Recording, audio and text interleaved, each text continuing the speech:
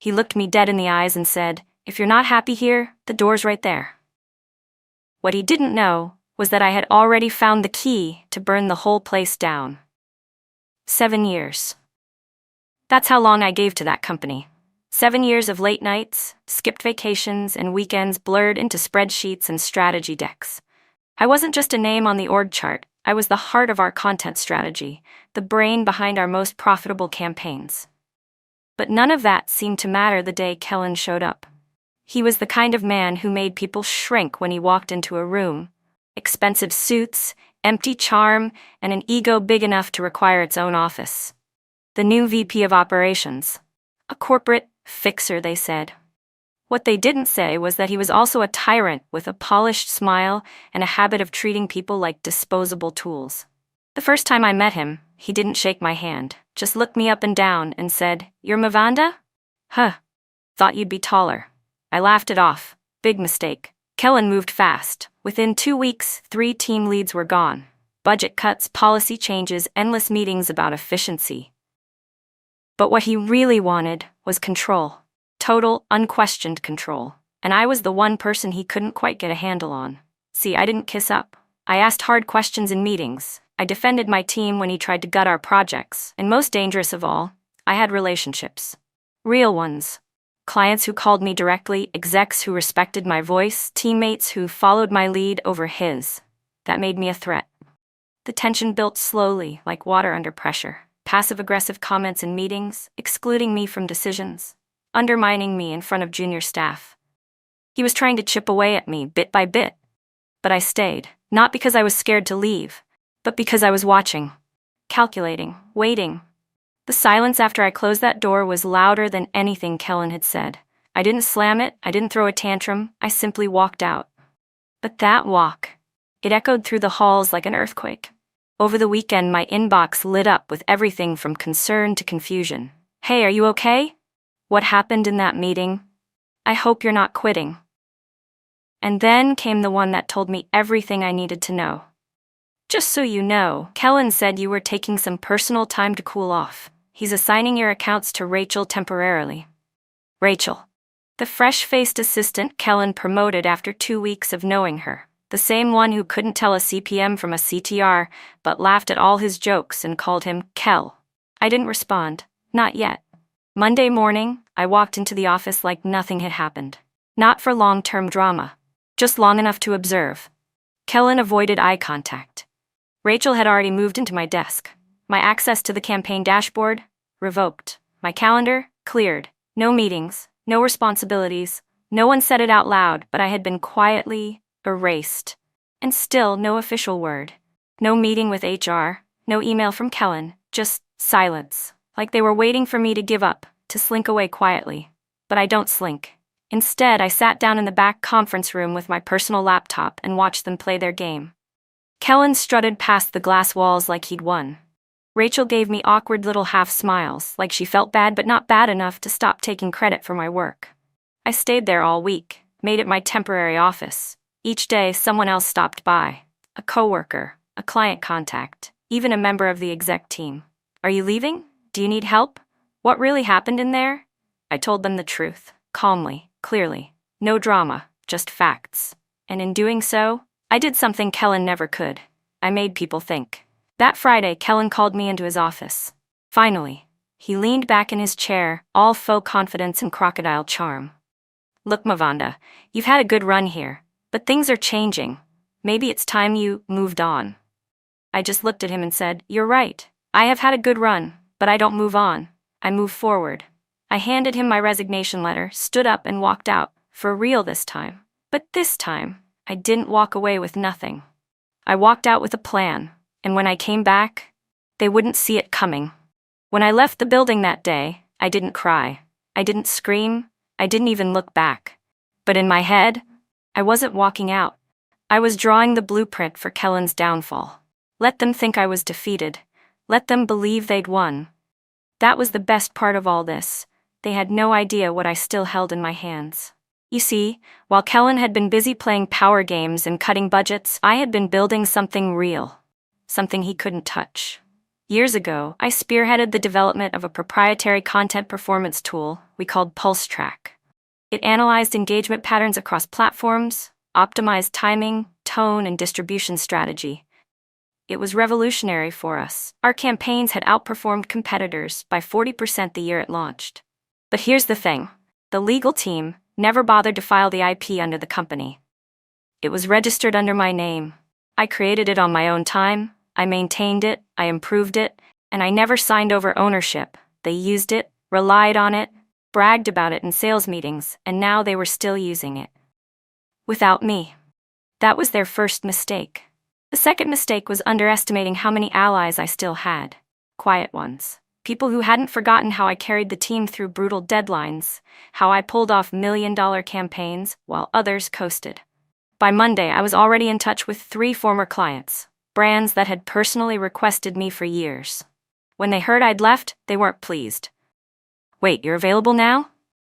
Do you still have access to PulseTrack? Would you be open to consulting for us directly? Yes. And hell yes. I wasn't going to create a new company just to compete with them. That would have been too obvious. Too slow. No, I was going to pull the rug out from under them, one client at a time. By Friday, I had set up a clean LLC, designed a brand, and built a landing page for my consulting services. Simple, sleek, targeted directly at the same type of clients my old company served. And here's the best part. Every piece of data I used to fine-tune my strategy came from PulseTrack. My PulseTrack. A tool they were still using illegally. I gave them 1 week. 1 week of silence. 1 week to come to their senses. 1 week to realize they couldn't run my system without me.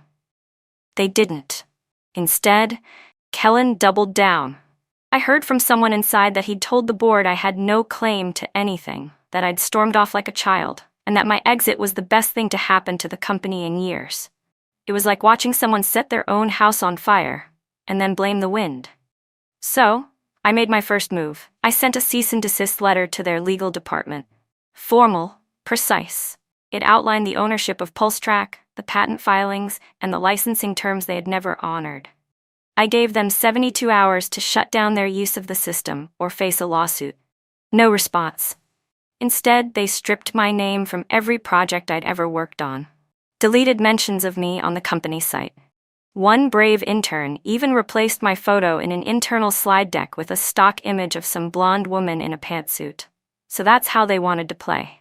Fine. That weekend, I recorded a private walkthrough of PulseTrack's inner workings, showing how it had been designed, how the company had used it without license, and how their current use violated multiple clauses in the Software Copyright Act. I uploaded the video to a secure link, watermarked with timestamps.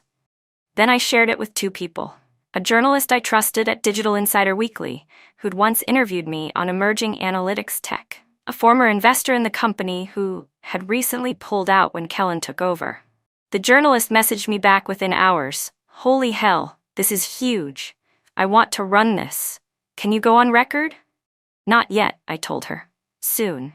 The investor didn't reply, but the next morning I got word from someone inside. An emergency board meeting had been scheduled for Monday. Suddenly, Kellen wasn't smiling so much anymore, but we were just getting started. The cease and desist letter was sent at 9:02 a.m. sharp. It was professional, calm, precise. It outlined exactly how PulseTrack, my proprietary system, had been registered under my name, how the company had continued using it after my departure, and how they had no legal license to do so. I gave them 72 hours to respond before I filed a formal lawsuit. Then I waited. At first I expected panic, a call from legal, a frantic message from the board. Even just a passive-aggressive reply from Kellen, but instead, there was nothing. Just silence. Until on the 3rd day, I received an email. Cold, legal, dismissive. After internal review, we find no evidence of intellectual property infringement. This matter is considered resolved.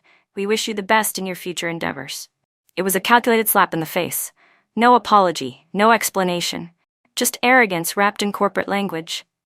I sat in my apartment, rereading that sentence over and over. I could feel the fury building in my chest, but I didn't let it show. Not yet. They wanted me to lash out, to look irrational. That's what men like Kellen counted on, a woman who finally loses it, so they could dismiss everything else she'd said. Instead, I poured myself a glass of water. Then I opened my laptop. It was time to escalate. I sent everything to a journalist I trusted, someone who'd interviewed me years ago when PulseTrack first launched. Along with the code comparisons, I included my patents, the original design notes, and Jenna's evidence. The email thread where Kellen instructed his team to recreate my work. The Zoom call clip where he laughed and said, "She walked away. No one's going to dig into it." The journalist didn't even wait 24 hours. The next morning, her article hit Digital Insider Weekly with the headline, "Ex-employee accuses media firm of IP theft, and she brought receipts." It spread like wildfire. Screenshots, snippets of code, internal memos, my name trended across LinkedIn, Reddit, Twitter. Colleagues messaged me privately, expressing shock and support. Some even began resharing the article, saying they'd always known something was off. But not everyone was on my side.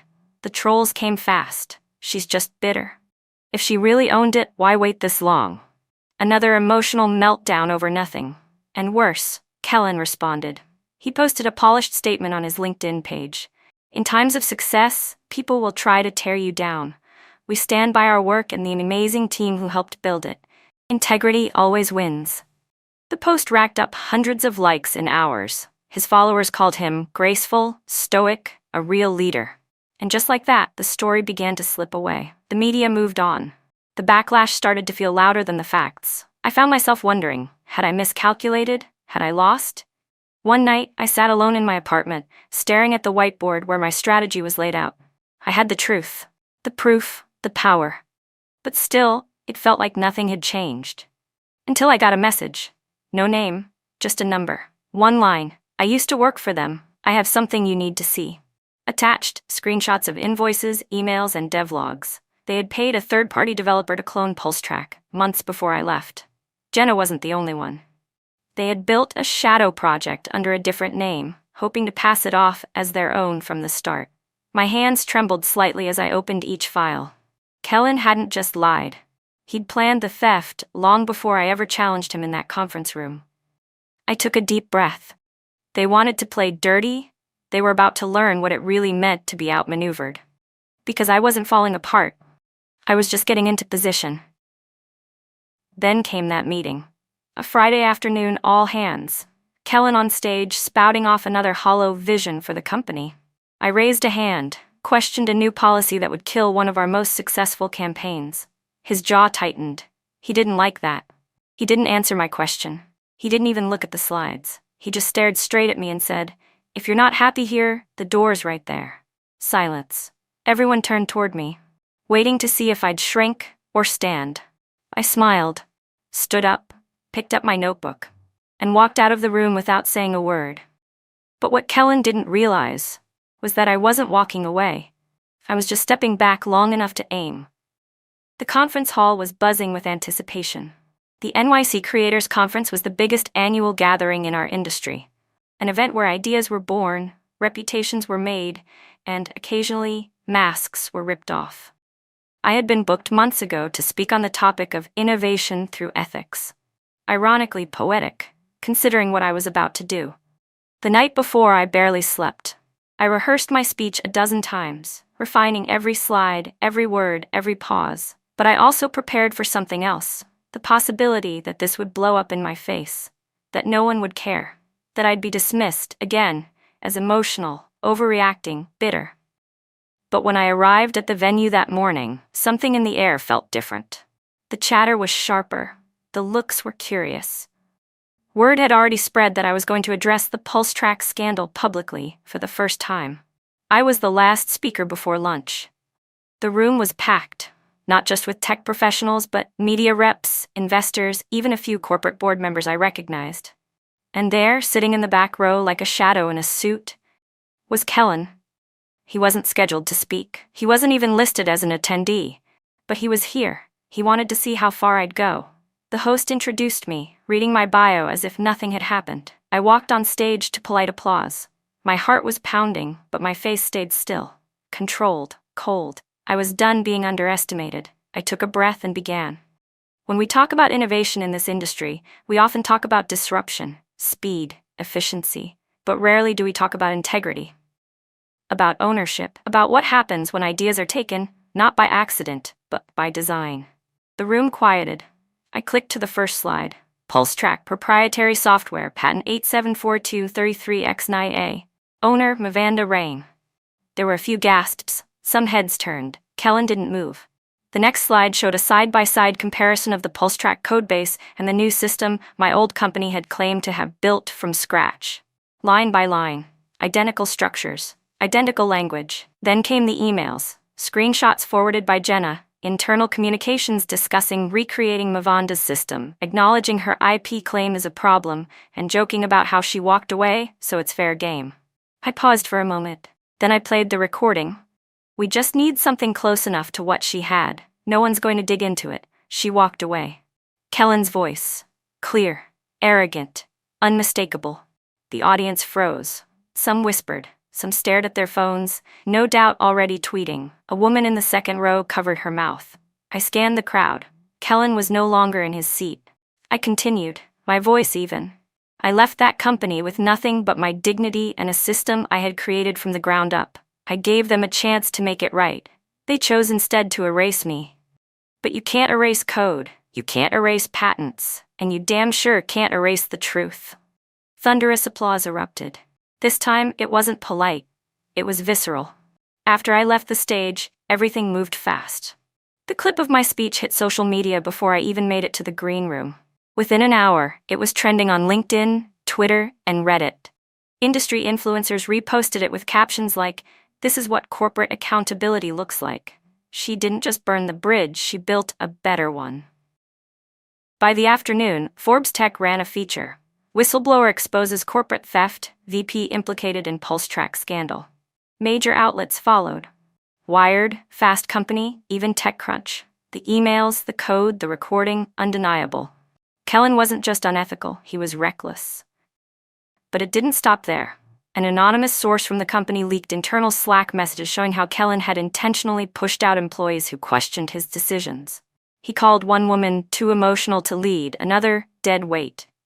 One of those women had been with the company for over a decade. The board couldn't ignore it any longer. 2 days later, a press release hit the wire. Kellen Reese has been terminated effective immediately. The company is launching an internal review and has entered into a licensing agreement with the original developer of PulseTrack. My name was included in the final paragraph, not as a footnote, as a force. That same day, my inbox exploded. Former clients wanted to work with me. Former colleagues wanted to join me. University programs asked if I'd come speak to their students about ethics and innovation. And then, a notification from LinkedIn. A connection request. From Kellen. No message, just the request. I stared at it for a full minute, then closed the app. He would not get the satisfaction of a response. But I wasn't angry, I wasn't even proud, I was focused. Because this wasn't about revenge anymore. This was about reclaiming space. About reminding every woman, every underestimated, overworked, overlooked professional that silence is not the only option. Sometimes walking away isn't surrender. Sometimes it's strategy. And when you come back, you don't knock on the door again. You blow the whole damn building wide open. Kellen's fall was not sudden. It was slow, public, and exquisitely painful. In the days following my conference speech, the headlines didn't stop. What began as an exposé on IP theft snowballed into a larger conversation about toxic leadership, abuse of power, and systemic erasure of women's contributions in tech. Former employees began speaking up. On LinkedIn, on podcasts, in anonymous Twitter threads, they told stories of Kellen's manipulation, how he'd taken credit for others' work, pushed out team leads under the guise of streamlining, and created a culture of fear masked by corporate jargon. One post from a former junior strategist hit over 1 million views in 2 days. He once told me, "You're smart, but not leadership smart." I believed him, until now. Thank you, Mavanda. By the end of the week, 3 major clients had severed ties with the company, citing ethics concerns and reputational risk.